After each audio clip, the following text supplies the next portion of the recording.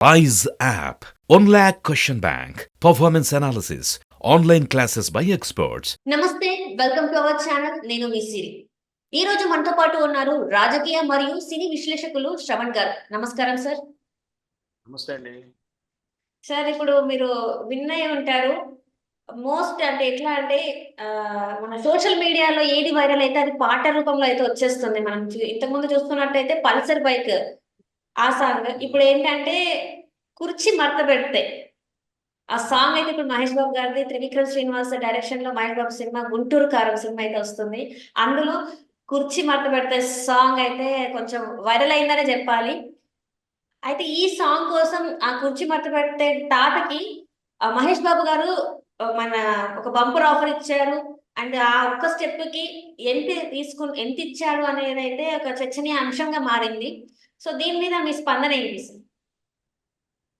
సంక్రాంతి పండగకు సంక్రాంతి కానుకగా రేపు జనవరి 12వ తారీఖు 'గుంటూరు కారం' చిత్రం రిలీజ్ అవుతుంది. త్రివిక్రమ్ డైరెక్షన్‌లో మహేష్ బాబు నటించిన చిత్రం. రైట్. సంక్రాంతి పండుగ అంటే అందరికి తెలుసు, అది సూపర్ స్టార్ కృష్ణ గారి పండగ వాతావరణం.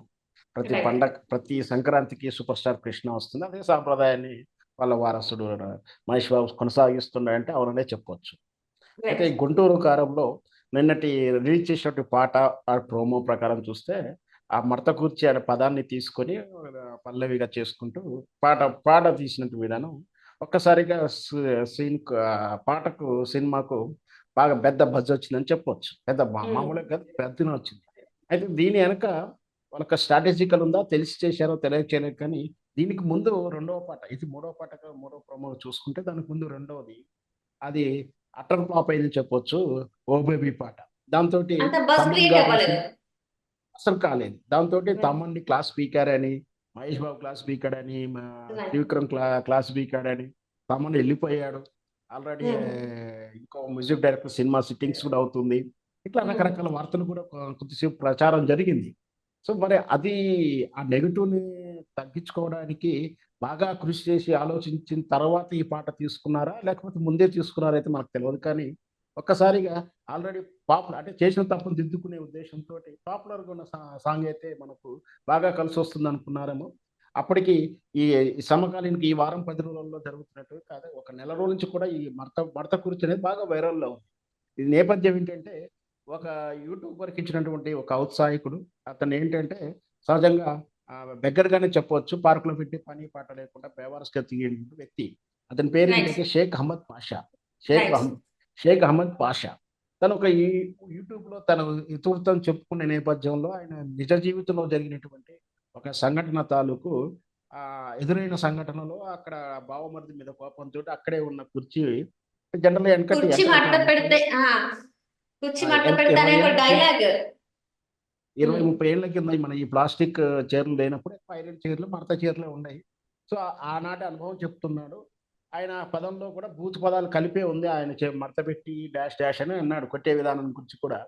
సో, అది రైట్. బాగా పాపులర్ అవ్వడంతోటి సోషల్ మీడియాలో, యూట్యూబ్ లాంటి డిజిటల్ ప్లాట్‌ఫార్మ్‌లో చాలా వైరల్ అయింది. సో, ఆ నేపథ్యం నుంచి తరచూ ఆయన దగ్గరికెళ్ళి ఆయన నోటికొచ్చిన విధంగా అన్‌మెచ్యూర్డ్‌గా మాట్లాడతాడు. రైట్. ఆయనకు తెలిసింది అనుకుంది అనుకున్నట్టుగానే చెప్తే ఇతరుల మీద అంటే ఒక రాజకీయ నాయకుడు కేసీఆర్ పాలన ఎలా ఉందని, బిగ్ బాస్‌ల గురించి కావాలని కవ్విస్తూ యూట్యూబర్‌లందరూ కూడా ఆయనని కావాలని ఇంటర్వ్యూ తీసుకోవడం, ఆయన ఏదో ఒక వాక్య చేయడం, తెలిసి తెలియంది అని అనంది, తెలసి తెలవని వాక్యాలు బూత్‌తో కలిపి అనడంతోటి కొంచెం వాళ్ళకి రేటింగు, వ్యూస్ రావడంతోటి ఆయన ఒక చిన్నపాటి సెలబ్రిటీగా అయ్యాడు. So, right sir. అందులోంచి ఆయన వాడినటువంటి ఆ పదం కుర్చీ పదవిని తీసుకొని అదే పల్లవిగా చేసుకుంటూ సినిమా లిరిక్ రాసుకొని ఒక రకంగా అయితే బజ్ క్రియేట్ చేయగలిగినారు. ఆ సినిమాకు క్రేజ్‌ని క్రియేట్ చేయగలరు. ఈ విషయంలో మాత్రం సరే టీమ్ మొత్తం కూడా అంటే director, hero, music director all of credits అంతా కూడా సినిమా వాళ్ళకి ఇయ్యొచ్చు. అయితే ఈ తరచూ ఇట్లాంటి సందర్భంలో ఈ పాటలు పాడుకునేటప్పుడు గాని, ఈ వాక్యాలు వాడుకున్నప్పుడు గాని, ఇంకా బయోగ్రాఫికల్ సినిమాలు తీస్తున్నప్పుడు గాని, పర్సనల్ బయోగ్రాఫికల్ ఫిల్మ్ తీస్తున్నా కూడా తరచూ సినిమా రిలీజ్ కాగానే ముందుకొచ్చేసి నాది పేటెంట్ రైట్స్, నాకు హక్కులున్నాయి, నాకు లేకుండా వాడుకున్నారు. ఇట్లాంటి వివాదాలు ముందుకొస్తూనే ఉంటాయి ఎప్పటికి కూడా. మరి ఆ నేపథ్యం అనుకున్నారో ఏంటో కానీ, ఈ సినిమాకు ముందే అతని ప్రతిభను గుర్తించో, అతని టాలెంట్, హక్కుని గుర్తించి నైతిక విలువల ప్రకారం ఏం చేశారంటే, అతనికి సినిమా ప్రొడ్యూసర్ తరపున ఇవ్వాల్సిన రెమ్యునరేషన్ ఇచ్చేశారు. దాంతో హ్మ్. పాటు తమన్ మ్యూజిక్ డైరెక్టర్ కూడా తను 5,000, 10,000 ఇచ్చాడని కూడా తెలుస్తుంది. ఇక హీరో వంతు కూడా ఉంది కాబట్టి హీరో కూడా ₹1,00,000 వరకు సహాయం చేసినట్టుగా షేక్ అహ్మద్ పాషా మడత కుర్చీ డైలాగ్ అతనికి ఒక ₹1,00,000 ఆర్థిక సహాయం చేసినట్టు కూడా తెలుస్తుంది. ఈ ₹1,00,000 ఆర్థిక సహాయం చేయడం అనేది సినిమా యూనిట్‌కు వాళ్ళు సినిమా ఖర్చులో పెట్టినటువంటి వృధా ఖర్చుల్లో పెద్ద విషయం కాదు. కానీ ఇదే ₹1,00,000 ఒక మధ్య తరగతి కుటుంబం, పేద కుటుంబానికి ₹1,00,000 అనేది చాలా ఆర్థిక సహాయం చేసినట్టు అవుతుంది. నిజంగా ఆ షేక్ బాషా కుటుంబానికి ఆ ₹1,00,000 చాలా ఉపయోగపడుతుంది. వాళ్ళు మంచి విచక్షణతోటి, వివేకంతోటి వాడుకుంటే వాళ్ళ జీవితంలో చాలా మార్పొస్తుంది. కానీ మళ్ళీ అదే తాగుడు, అదే దుర్వినియోగాలు, అదే చెడు అలవాట్లకు పెట్టుకుంటే మాత్రం మనం చేసేదేం లేదు గానీ, ఇక్కడ మహేష్ బాబు గురించి చెప్పాలి. తన వితరణ గురించి మనందరికి తెలుసు. ఆయన పేదవాళ్ళకి చదివిస్తున్న విధానం గాని, రైట్ గ్రామాలను సార్. దత్తత తీసుకునే విధానం ఎప్పుడు కూడా సహాయం చేస్తూనే ఉంటాడు. ఇక రాజకీయాలకు దూరంగా ఉంటాడు. వివాదాలకు దూరంగా ఉంటాడని చెప్పొచ్చు. మొత్తం మీద సైలెంట్‌గా తన చిత్రాలు చేయదలుచుకున్న చిత్రాలు చేస్తూనే రికార్డ్ బ్రేకులు చేస్తుంటాడు. సహాయం చేసేటప్పుడు కూడా ఇలా అంటే ఏది అంగు ఆర్భాటం లేకుండా చేయాల్సిన వాళ్ళకి ఏం సహాయం చేయాలో ఇక్కడ షేక్ పాషా గారికి చేయడం అనేది నిజంగా ఆహ్వానించదగిన విషయం అని చెప్పొచ్చు. రైట్. అయితే ఇక్కడ ఒక విషయం ఏంటంటే సార్, ఇది మీరు మీరు ఇందాక మీరు చెప్పినట్టు తనొక బూతు మాట మాట్లాడడం, అంటే కుర్చీ మడత పెట్టి అనేది యూజ్ చేసినప్పుడు, ఇక్కడ త్రివిక్రమ్ గారు ఇలాంటివి ఎందుకు ఎంకరేజ్ చేస్తున్నారు? మహేష్ బాబు గారు, త్రివిక్రమ్ గారికి ఒక ఇమేజ్ ఉంది. అలాంటి ఇమేజ్‌ని వీళ్ళ చేతులలో వీళ్ళే ఒక సూపర్ స్టార్ రేంజ్ ఉన్న హీరో, అంటే ఈయన మన డైరెక్టర్ ఎవరైతే మన త్రివిక్రమ్ శ్రీనివాస్ గారికి ఒక రేంజ్ ఉంది. అంటే మాటల మాంత్రికుడు అని చెప్పేసి కూడా మాట్లాడుతూ ఉంటారు. సో, ఇలాంటి ఇద్దరు కూడా చాలా గొప్ప స్థాయిలో ఉన్న ఇద్దరు కూడా ఇలాంటి ఒక పాటని ఎంకరేజ్ చేయడం, వీళ్ళ స్థాయిని వీళ్ళే కిందకి దించేసుకుంటున్నారని చెప్పేసి అయితే కొన్ని చర్చలైతే జరిగాయి. కొన్ని వార్తలలో వచ్చాయి. కొంతమంది యూట్యూబర్‌లో అంటే వాళ్ళ ఫ్యాన్స్ కూడా కొంతమంది అనడం జరిగింది. సో, దీన్ని ఎట్లా తీసుకోవాలి సార్ మనం?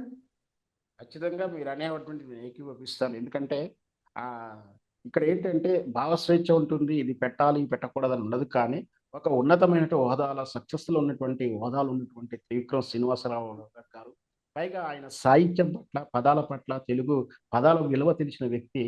అతను అలాంటి వాటిని వాడడం అంటే నిజంగా కూడా సక్సెస్‌కు తగ్గి గతంలో కూడా చిరంజీవి గారి మీద ఈ తరహా విమర్శలు వచ్చాయి. డబుల్ మీనింగ్ పాటలు పెట్టడం. అత్తమ్మ కూతురు ఆ పాట విషయంలో రైట్. కూడా, ఆ చిత్రం విషయంలో కూడా సూపర్ స్టార్ లాంటి వారు ఇట్లా చౌకబారు సాహిత్యానికి ఎందుకు దిగాల్సొచ్చిందని ఆ రోజుల్లో కూడా విమర్శలొచ్చాయి. ఇప్పుడు కూడా త్రివిక్రమ్ శ్రీనివాస్ విషయంలో చూసుకున్నా, మహేష్ బాబు గారు చూస్తున్నాంలో అంత ఉన్నత శ్రేణి, అంత సక్సెస్‌ఫుల్ మొదటి తరగతి చెందినటువంటి హీరోలలో కూడా ఇట్లాంటి దిగజారు పాటలు, దిగజారినట్టు పదప్రయోగాలు ఉన్నటువంటి పాట పాడడం అనేది నిజంగా కూడా కొంచెం మనం బాధపడాల్సిన విషయమే. ఎందుకంటే సినిమా అనేది అతని మొత్తం కూడా డబ్బులో పెట్టి అదొక వ్యాపారము. ఆ ఒక్క వ్యాపారానికి వీళ్ళు పెట్టినటువంటి సినిమాకు కొన్ని వందల కుటుంబాలతో సంబంధం ఉంటుంది కాబట్టి, వాళ్ళు కమర్షియల్ వాల్యూ చూస్తారు కాబట్టి, అంతగా మనం బాధపడాలే గానీ, మనం అడిగే హక్కు లేకుండా పోయాము. ఎందుకంటే అది పెట్టుబడి వ్యాపారం. వాళ్ళ వ్యాపారం దృష్ట్యా సినిమాను కాపాడుకోవడానికి, పెట్టిన రూపాయి వెనక్కి తీసుకురావడానికి, ఆరోగ్యకరమైన వాతావరణంలో ఉండడానికి వాళ్ళు ప్రయత్నం చేస్తారు కాబట్టి, కనీసం వాళ్ళంతలో వాళ్ళు వ్యక్తిగతంగా బాధ్యతగా అనుకోని వాళ్ళ నైతిక విలువల పట్ల శ్రద్ధ పెట్టుంటే బాగుంటుంది అని మనం హ్మ్. ఆరాటపడాలి తప్పించి, వాళ్ళ మీద పోరాటం చేయలేనటువంటి స్థితిలో ఉన్నామండి. రైట్. అయితే సార్ ఈ ఒక్క పాట వల్ల అంటే మనం ఇంతకుముందు చూసుకున్నట్టయితే 'రవితేజ' గారి సినిమాలో ఒక పాట 'పల్సర్ బండి' సాంగ్ ఉంది కదా! అదైతే చాలా హైప్ క్రియేట్ చేసింది. చాలా మందికైతే నచ్చేసింది. 'రవితేజ' గారి ఫ్యాన్స్‌కైతే చాలా బాగా దాంట్లో నచ్చేసింది. సో, దాంట్లో అదే అంటే వివాదాస్పదం లేదు, బూతు లేదు. హ్మ్. సో, సేమ్ బూత్ అట్లనే సో, వైరల్ అవ్వచ్చు మనకు కూడా అని చెప్పేసి ఇలాంటివి తీసుకోవడం జరిగిందంటారా?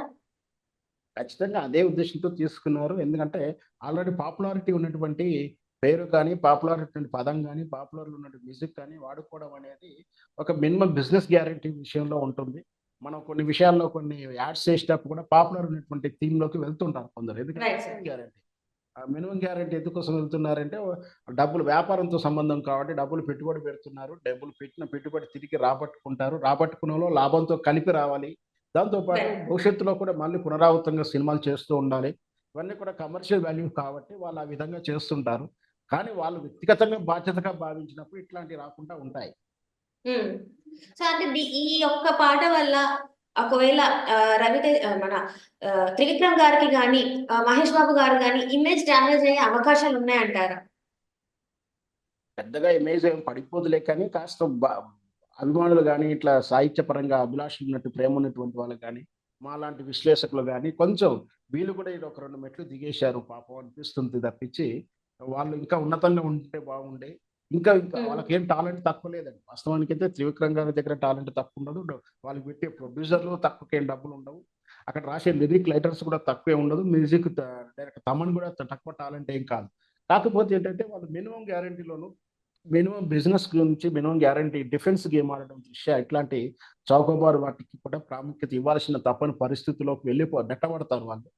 కొంచెం రైట్ సార్. బాధ్యతగా ఆలోచించినప్పుడు వాటి నుంచి బయటపడగలుగుతారు గానీ, మరి వాళ్ళు మనం అన్ని కోట్ల రూపాయల బిజినెస్ ఎందుకంటే మహేష్ బాబు గారిదంటే ఒక రూ. 1,00,00,000 2,00,00,000 సినిమా కాదండి. మినిమమ్ 30,00,00,000 సినిమా ఉంటుందది ప్రొడక్షన్ వాల్యూ.